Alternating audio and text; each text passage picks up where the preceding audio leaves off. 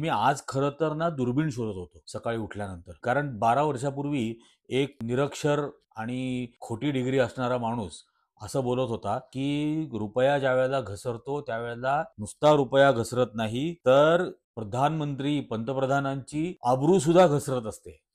नमस्कार, मी निरंजन. ईजी न्यूजमध्ये आपल्या सर्वांचं मनःपूर्वक स्वागत. हा आर्थिक सर्वेक्षणाचा अहवाल काल जाहीर झाला. त्याच्या आधी या आर्थिक सर्वेक्षणाच्या काही 7 दिवस आधी म्हणजे भारत सरकार दर 7 दिवसांनी म्हणजे डॉलरचं रेट काय असणार आहे, फॉरेन एक्सचेंज किती असेल, जीडीपी प्रस्तावित किती संभाव्य असू शकतो, हे जाहीर करत असतं. त्यामुळे त्या आधारावरती आपण 3 दिवसापूर्वीच एक मोठा भाग केला होता. आता आज बजेट सादर होईल. आपल्या भारत सरकारच्या मी ज्यांना आता व्यर्थ मंत्री म्हणायला लागलोय, त्या व्यर्थ मंत्री निर्मला टॅक्सरामन या आता काय करतात या अर्थसंकल्पात हे आता बघायला लागेल. तो अर्थसंकल्प होतो का अनर्थसंकल्प ठरतो हेही बघायला लागेल. पण त्याआधी या रुपया जो घसरतोय सातत्याने त्याचे काय परिणाम असू शकतात याचा खरं तर विचार करायला हवा. कारण की मला आठवतं 10-12 वर्षापूर्वी म्हणजे मी आज खरं तर ना दुर्बीण शोधत होतो सकाळी उठल्यानंतर. कारण 12 वर्षापूर्वी एक म्हणजे निरक्षर आणि खोटी डिग्री असणारा माणूस असं बोलत होता, रुपया ज्यावेळेला घसरतो त्यावेळेला नुसता रुपया घसरत नाही, तर पंतप्रधानांची आबरू सुद्धा घसरत असते, असं तो दिवटा त्यावेळेला 12 वर्षापूर्वी बोलला होता. आता 12 वर्षानंतर रुपया इतका घसरलेला असल्यामुळे त्या पंतप्रधानांची आबरू किती घसरलेली आहे हे बघण्यासाठी आपण दुर्बीण घ्यावी, असं पहिल्यांदा खरं तर माझ्या मनात आलं होतं. पण आणि बघा म्हणजे ते स्वतः असं बोललेले आहेत, की प्रधानमंत्र्याच्या जैसे जैसे रुपया गिरता है प्रधानमंत्री की प्रतिष्ठा गिर जाती है, असं शोध त्यांनी त्यावेळेला लावलेला होता. आता काय झालेलं आहे, की आत्तापर्यंतच्या इतिहासातल्या सर्वात खालच्या स्तरावरती रुपया आलेला आहे. आणि नुसता नाही, म्हणजे 26 मे 2014 या दिवशी या नॉन बायोलॉजिकल प्राण्यांनी एक शपथ घेतली होती पंतप्रधान पदाची. आणि तोपर्यंत त्याच्या सगळ्या अवतीभोवती असलेला मूर्खांचा बाजार जो होता तो असं म्हणत होता, की मोदी प्रधानमंत्री झाल्यानंतर डॉलर 40 रुपयावरती येऊन जाईल, 40 रुपयाला $1 होऊन जाईल वगैरे वगैरे वगैरे, अशा सगळ्या त्या वल्गना चालल्या होत्या. आणि मग यांनी शपथ घेतली. यांनी ज्या दिवशी शपथ घेतली त्या दिवशी डॉलरचा दर होता 58 रुपये. 58 रुपयाला $1 हा दर होता.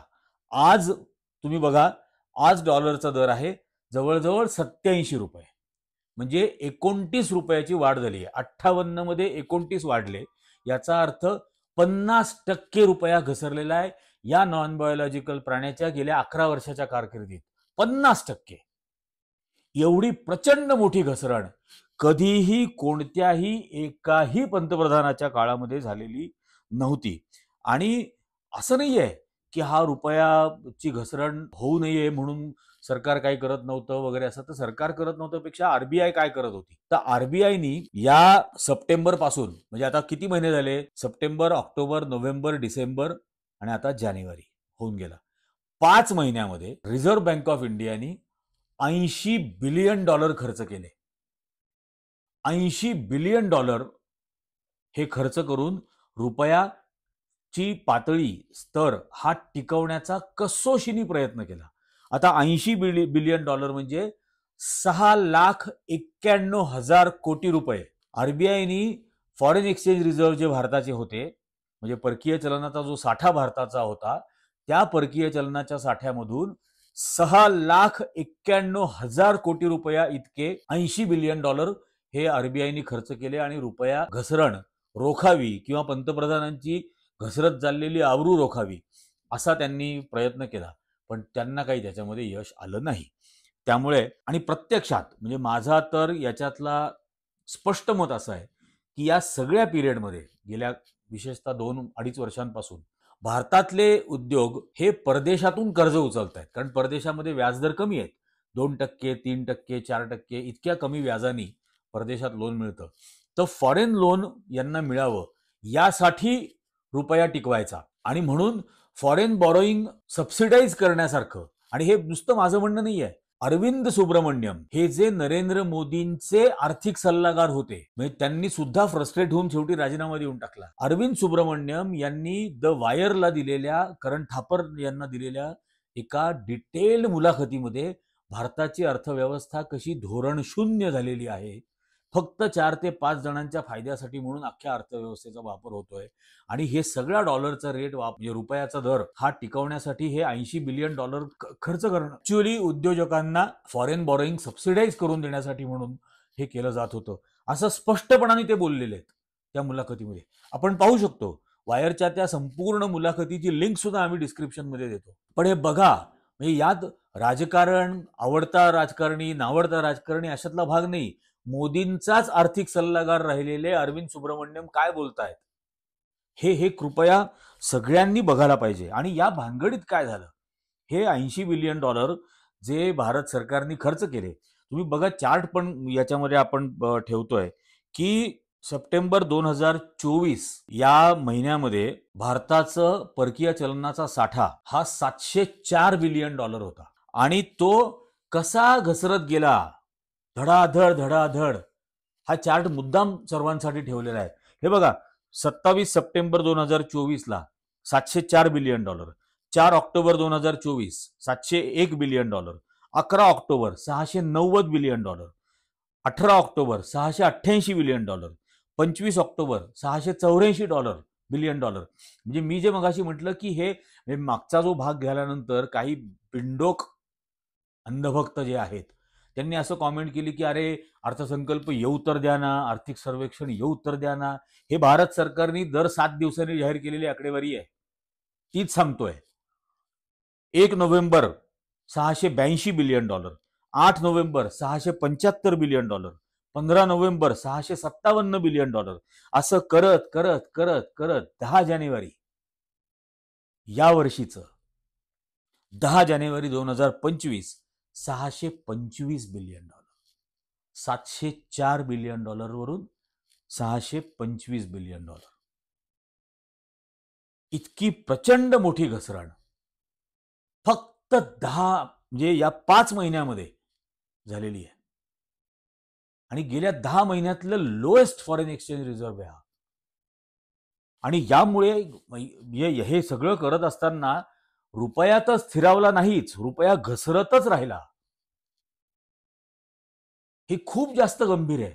आता हा जो एक मोठा पाय चार्ट दिलेला आहे, आतापर्यंत स्वातंत्र्य मिळाल्यापासून आतापर्यंत प्रत्येक प्रधानमंत्र्याच्या काळामध्ये किती टक्क्यांनी रुपया घसरत गेला, हे अगदी पंडित नेहरूंपासूनच आहे. पंडित नेहरूंच्या काळामध्ये 1.73% रुपयाची घसरण झाली. त्याच्यानंतर लाल बहादूर शास्त्रींच्या काळामध्ये झाली नाही, स्टेबल होतं. त्यानंतर इंदिरा गांधींच्या पहिल्या पिरियडमध्ये म्हणजे 77 साल पर्यंतच्या पिरियडमध्ये 4.76%, 4.76 इतकी त्यांच्या काळामध्ये रुपयाची घसरण झाली. मोरारजी देसाईंच्या काळामध्ये 1.05 ची घसरण झाली. इंदिरा गांधींच्या सेकंड पिरियडमध्ये म्हणजे 80 ते 84 या काळामध्ये पुन्हा 5.39 5.39% एवढी त्याच्यामध्ये घसरण झाली. राजीव गांधींच्या काळामध्ये 6% घसरण झाली. व्ही.पी. सिंगांच्या काळामध्ये 6% घसरण झाली. नरसिंहराव त्याच्यानंतर पंतप्रधान झाले. नरसिंहराव ज्यावेळेला पंतप्रधान झाले त्यावेळेला आपल्याला माहिती आहे की भारताची अर्थव्यवस्था ही अत्यंत मंदीमध्ये आलेली होती. 1.8% GDP होता, आणि भारताकडे उपलब्ध असलेलं फॉरेन एक्सचेंज हे फक्त 1 आठवड्यासाठीचं पेट्रोल विकत घेऊ शकेल इतकंच शिल्लक होतं. काहीतरी $2 बिलियन वगैरे इतकं फक्त शिल्लक होतं. आणि म्हणून एक्सपोर्ट भारताचे वाढावे यासाठी नरसिंहराव सरकारला, मनमोहन सिंगांना त्या काळामध्ये रुपयाचं डिव्हॅल्युएशन करावं लागलं होतं, जेणेकरून भारतीय वस्तू परदेशामध्ये स्वस्त होतील. आणि म्हणून नरसिंहरावांच्या त्या पिरियडमध्ये 16.23 इतकी रुपयामधली घसरण झाली. त्यानंतर अटल बिहारी वाजपेयींच्या काळामध्ये पुन्हा 10.77% इतकी घसरण रुपयाची झाली.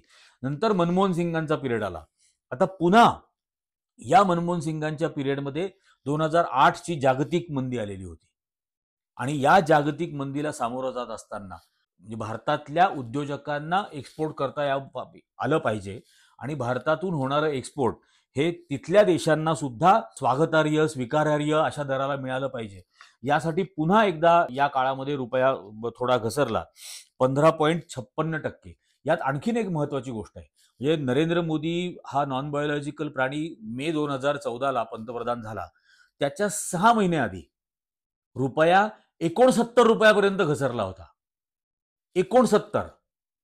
पण 69 पासून 5 महिन्यामध्ये 58 पर्यंत त्याची पुन्हा रिकव्हरी केली गेली. मनमोहन सिंगांच्या शेवटच्या 5 महिन्याच्या काळात 58 रुपयापर्यंत त्याची रिकव्हरी केली गेली 69 वरून.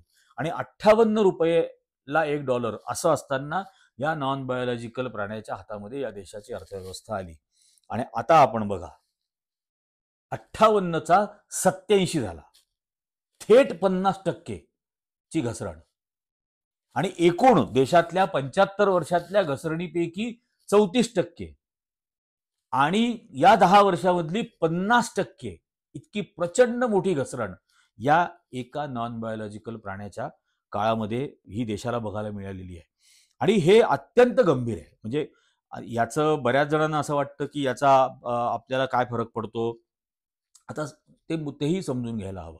उदाहरणार्थ, तुम्हाला तुमचं घराला रंग द्यायचा आहे आणि तुमच्या घराला रंग देण्यासाठी समजा एशियन पेंट असेल किंवा आणखीन कुठली पेंट बनवणारी कंपनी आहे, त्या पेंट बनवणाऱ्या कंपनीकडून पेंट विकत आणायचं आहे. आता ती पेंट बनवणारी कंपनी इम्पोर्ट होणारं ऑइल वापरते. म्हणजे त्यासाठी लागणारं जे ऑइल आहे ते ऑइल हे आयात केलं जातं. आणि आयात केलं जाणारं ऑइल हे आधी समजा एक 70 रुपयाला डॉलर असल्यामुळे 70 रुपयाच्या हिशोबाने त्यांना मिळत होतं. आता त्यांना 86-87 घ्यावं लागणार. आता त्यांना 86-87 रुपयांनी घ्यावं लागणार. याचा अर्थ त्या पेंटच्या किमती वाढल्या. मग तुमच्या घराला समजा 3 खोल्यांना समजा एक 50,000 रुपये खर्च येणार असेल, तर तो आता 70,000 रुपये खर्च येईल. त्यामुळे अशा ज्या ज्या वस्तू आयात करून इथं भारतामध्ये बनतात, आणि भारत हा सर्वात जास्त आयात करतो, हे सर्वात जास्त आयात तर भारताची चीनकडून होते. आपल्याला किती पण सांगत असले आकाशकंदील लावू नका, चिनी दिवे लावू नका, चिनी टॉर्च वापरू नका वगैरे वगैरे, तरी भारत सरकार सर्वात जास्त $102-105 बिलियन इतकी आयात एकट्या चीनकडून करते. आणि निगेटिव्ह सरप्लसमध्ये आहे. म्हणजे साधारण $125 बिलियन इतका भारताचा चीनचा ट्रेड आहे. त्यात आपण चीनला किती पाठवतो, तो 20-22-25 बिलियन इतकं पाठवतो. त्यांच्याकडून आपण जास्त घेतो. 4-5पट रकमेचा आपण त्यांच्याकडून घेतो. त्यामुळे हा ट्रेड डेफिसिट आहे. आता पुन्हा एकदा जागतिक संदर्भ बदलतायत. भारताचं एक्सपोर्ट वाढत नाही आहे. मॅन्युफॅक्चरिंग सेक्टर हा पूर्णपणे अपयशी ठरलेला आहे. नवीन नोकऱ्या त्यामुळे निर्माण होत नाहीयेत. आणि आता अशा परिस्थितीमध्ये एक्सपोर्ट कमी होत असल्यामुळे आणि किंबहुना कृषी हे एक क्षेत्र जिथं 5% GDP वाढ दिसते, हे एक क्षेत्र सोडलं तर सर्व क्षेत्रांमध्ये उर्वरित ही घसरण आहे. आणि अशा परिस्थितीमध्ये या उद्योजकांना सुद्धा ज्या ज्या गोष्टी इम्पोर्ट कराव्या लागतात, त्या प्रत्येक गोष्टीची किंमत वाढणार. आणि साहजिकच स्वाभाविक आपल्यापर्यंत येणारी अंतिम वस्तू हिचाही भाव वाढणार. आपण जे रोज पेट्रोल डिझेल वापरतो, काही दिवसांपूर्वीच्या एका भागात मी हे सांगितलं होतं की अमेरिकेने रशियाहून भारतामध्ये ऑइल सप्लाय करणाऱ्या 183 व्हेसल्सवरती सँक्शन्स आणले. त्यामुळे रशियाकडून भारताला जे साधारण 30% स्वस्त ऑइल मिळत होतं, आणि ते सुद्धा रियाल आणि रियादमध्ये मिळत होतं, डॉलरमध्ये विकत घ्यायला लागत नव्हतं, ते रियाल आणि रियादमध्ये आपण घेऊ शकत होतो. त्या 41% ऑइल भारताच्या गरजेच्या हे आतापर्यंत रशियाकडून येत होतं. हे आता त्या 183 व्हेसल्सवर बंदी आणल्यामुळे आता ते भारताला मिळणार नाही. स्वस्तातलं ऑइल भारताला रशियाकडून मिळणार नाही. आणि म्हणून आणखीन उरलेली ही जी गरज आहे 41%ची, जी रशियाकडून पूर्ण होणार नाही, त्या गरजेसाठी आता इतरत्र ठिकाणून भारताला ऑइल विकत घ्यावं लागेल, जे डॉलरमध्येच विकत घ्यावं लागेल. आणि हे डॉलरमध्येच विकत घ्यावं लागेल याचा अर्थ भारताकडे असलेला परकीय चलनाचा साठा आणखीन कमी होत जाईल. याचा अर्थ आणखीन रुपयाची घसरण होत जाईल. ज्या ज्या वेळेला रुपया डॉलरच्या तुलनेमध्ये स्ट्रॉंग राहिला, त्या त्या वेळेला निफ्टी आणि BSEनी सर्वात जास्त रिटर्न्स स्टॉक मार्केटमध्ये, म्युच्युअल फंड्समध्ये इन्व्हेस्टमेंट करणाऱ्यांना दिलेले आहेत. सर्वात जास्त 24%, 25% इतके रिटर्न्स निफ्टीमधून मिळालेले आहेत. त्याच्या वेळेला रुपया स्ट्रॉंग होता. आता रुपया वीक आहे. त्याचा काय परिणाम होतोय हे आपल्याला दिसतच आहे. या कंपन्या, या परदेशी कंपन्यांचं फॉरेन बॉरोइंग सबसिडाईज करण्यासाठी म्हणून जे काही रिझर्व्ह बँकेने उत्मात केला, $80 बिलियन हे खर्च केले. आता त्यांनी आधी समजा 80 किंवा 85 रुपयाला $1 असताना तिकडून समजा एक $10 लाख कर्ज घेतलं आणि आता रुपया घसरल्यानंतर त्यांना फेडायचं आहे. तर 85 रुपयांनी घेतलेला डॉलर हा आता समजा 90 रुपयांनी फेडायचा असेल तर या कंपन्यांना सुद्धा मोठा फटका बसणार. त्याचा स्वाभाविक परिणाम सर्व ग्राहकांना देशभरामध्ये हा याच्यावरती भोगावा लागणार. पेट्रोल आणि डिझेलच्या किमती वाढणार, कारण डॉलर खर्च होणार. पेट्रोल डिझेलच्या किमती वाढणार आणि रशिया स्वस्तात देत होता 30%. आता ते जो काही आंतरराष्ट्रीय दर आहे त्या दराने विकत घ्यावं लागणार. म्हणजे 100% पेट्रोल, डिझेल, गॅस याच्या किमतींमध्ये वाढ होणार. हे आल्यामुळे आपल्याला दैनंदिन आयुष्यामध्ये जो काही भाजीपाला लागतो, जी काही फळफळावळ लागते, जे काही तेल लागतं, साबण लागतो, साखर लागते, धनधान्य लागतं, जे काही लागतं हे सर्व महाग होणार. कारण ट्रान्सपोर्टेशनची कॉस्ट वाढली, पेट्रोल डिझेलची कॉस्ट वाढल्यामुळे. याच्यामुळे इन्फ्लेशन, महागाई ज्याचा जो निर्देशांक आहे तो सुद्धा कंट्रोलच्या बाहेर जाणार. आरबीआयला काहीही याच्यामध्ये करता येण्यासारखं शिल्लक राहणार नाही. हायर इंटरेस्ट रेट वाढवल्यामुळे, कारण आरबीआयला इंटरेस्ट रेट वाढवावे लागतील हे इन्फ्लेशन कंट्रोल करण्यासाठी.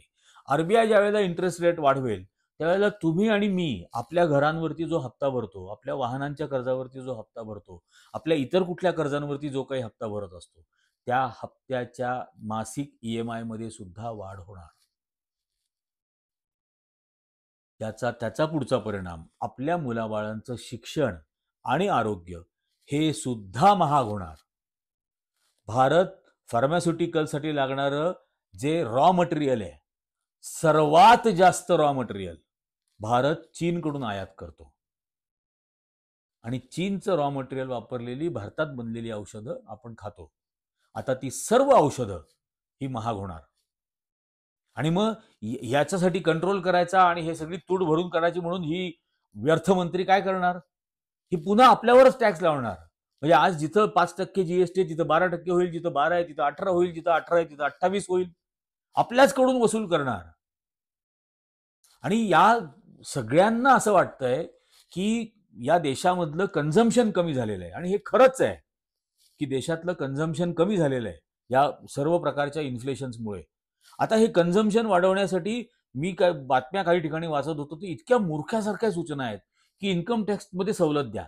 इन्कम टॅक्समध्ये सवलत दिल्याने कन्झम्पशन वाढणार नाही. या देशातल्या वस्तुमालाचा उपभोग तेव्हाच वाढेल जेव्हा लोकांचं इन्कम वाढेल. आणि इन्कम केव्हा वाढेल? ज्या वेळेला रोजगार दिले जातील, ज्या वेळेला रोजगार मिळतील तेव्हा लोक खर्च करतील. आत्ता रोजगार मिळत नाही आहेत. आत्ता या देशातला जो काही उद्योग आहे तो या देशातले 15-20% जे काही अफोर्ड करू शकतात त्यांच्यासाठी मॅन्युफॅक्चर करतोय. ज्या वेळेला हा संपूर्ण फोकस बदलायला लागेल, जेव्हा ते या देशातल्या 85% म्हणून उत्पादन करतील, मग ते कुठल्याही गोष्टींचं असो, ते शिक्षणाचं असो, ते आरोग्याचं असो, ते त्यांचं घरांचं असो, त्यांच्यासाठीच्या वाहनांचा असो, ज्या ज्या गोष्टी या 85% उपभोगासाठी आहेत त्यासाठी बनायला लागतील, तेव्हा हे चित्र बदलू शकेल कदाचित. पण हे सगळं ही व्यर्थमंत्री आणि तो नॉन बायोलॉजिकल प्राणी हे यांना समजतं की नाही? आणि समजत असेल तर ते म्हणजे कळतंय पण वळत नाही असं जर असेल तर ते वळणार आहेत की नाही? हा सगळा त्याच्या मागचा भाग आहे. याच्या पाठीमागे आणखीनही खूप एक महत्वाची वैचारिक आयडिओलॉजिकल गोष्ट आहे आणि ती ही की फॅसिझमचा या गोष्टीवरती विश्वास आहे की जेव्हा देशामधली बहुसंख्याक लोक आर्थिकदृष्ट्या अत्यंत हतबल होतील, गुडघे टेकतील, त्यावेळेला ते हुकुमशहांच्या कुठल्याही प्रकारच्या आदेशाचं पालन करायला तयार होतील. आणि म्हणून कदाचित नरेंद्र मोदी हा नॉन बायोलॉजिकल प्राणी जाणीवपूर्वक या देशातल्या मेजॉरिटी लोकांना, बहुसंख्य लोकांना आर्थिकदृष्ट्या हतबल करतोय. म्हणूनच 80 कोटी लोकांना मोफत धान्य दिलं जात आहे. त्या 80 कोटी लोकांना त्या हाताला काम द्यावं. ते 160 कोटी हात जर काम केले तर ते कित्येक लाख कोटींनी या देशाचा जीडीपी वाढवू शकतात. पण ते होऊ नये म्हणून त्यांना रेडीमेड घरी बसल्या मोफत धान्य द्यायचं, अशी एक उफराटी योजना या नॉन बायोलॉजिकल प्राण्यांनी गेल्या काही वर्षांपासून राबवायला सुरुवात केलेली आहे. आणि याचा या देशातल्या नागरिकांनी अत्यंत गंभीर होऊन विचार करण्याची गरज आहे. या अनर्थसंकल्प का अर्थसंकल्प यात काय येतं, काय नाही येत, काय असायला हवं होतं, याबद्दल आपण आणखीन सविस्तर वेगळा भाग करूच. पण आत्ता हे इतकंच आहे जे अत्यंत महत्त्वाचं आहे आपल्या प्रत्येकासाठी, प्रत्येक नागरिकासाठी, अगदी या मूर्ख अंधभक्त भक्तांसाठी सुद्धा हे गरजेचं आहे. कारण त्यांची सुद्धा कुटुंब उद्ध्वस्त होती जर याच पद्धतीने संपूर्ण देशाची अर्थव्यवस्था राबत राहिली तर. जी 4-5 उद्योगपतींची गुलाम बनलेली आहे आज, ते होऊ नये असं वाटत असेल तर आज जागं होणं हे अत्यंत गरजेचं आहे. आजच्या भागामध्ये इतकंच. इजी न्यूजचे व्हिडिओज जास्तीत जास्त लोकांपर्यंत पोहोचवा. जास्तीत जास्त जणांनी हे व्हिडिओज लाईक करा आणि ज्यांना ज्यांना याची लिंक शेअर कराल त्या सर्वांना हे चॅनल सबस्क्राईब करायला सांगा. धन्यवाद.